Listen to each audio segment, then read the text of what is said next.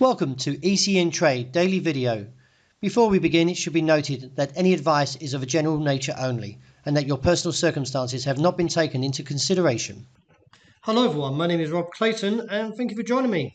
Well, it was another choppy, volatile session overnight as the market took the challenge back to the top side of the range around 73.25.40, and the dollar index, which measures the greenback strength against a basket of 6 major currencies, took a rebound off the 92 figure 20 area and now settled at 92.50. This in turns saw the market plummet away from that top side of the range to a low of 72.65, which is seen as minor support.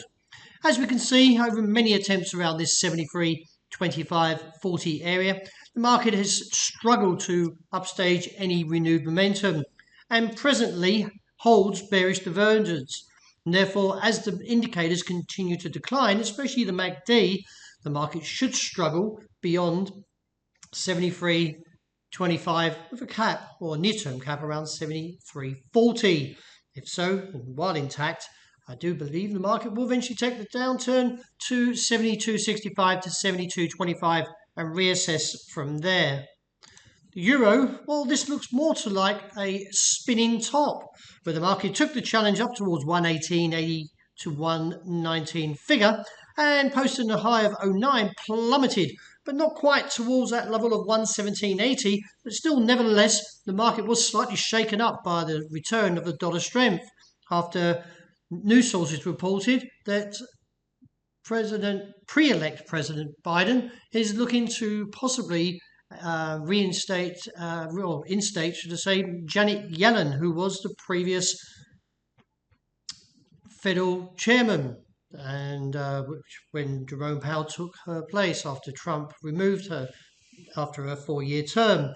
Nevertheless, the market has now found a little bit of more bullish sentiment to the US dollar, as a little bit of comfort's come back into the market again in terms of how the restructure of the Biden presidency campaign.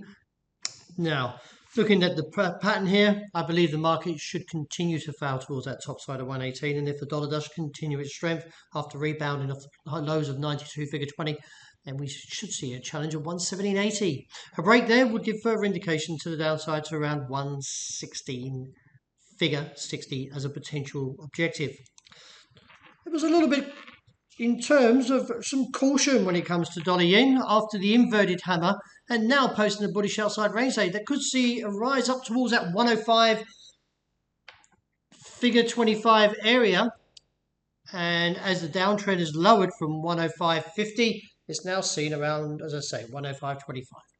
From a technical point, we're nearly quite in terms married to the two indicators, so therefore it does support a little bit more further of a bullish case.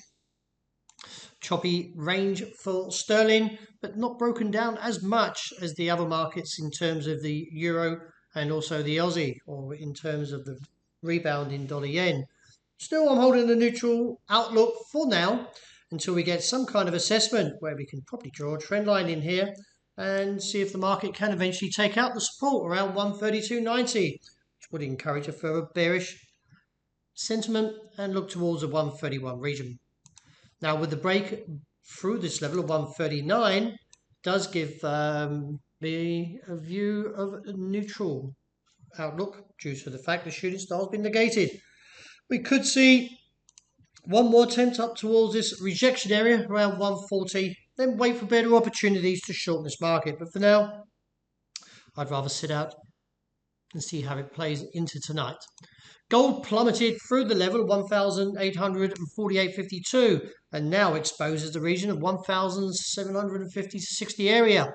It is assessed from the technical and also an ADX trending that the bears will continue to plot further to the downside and eventually reach its target before a bullish response, as I said, around 117.5.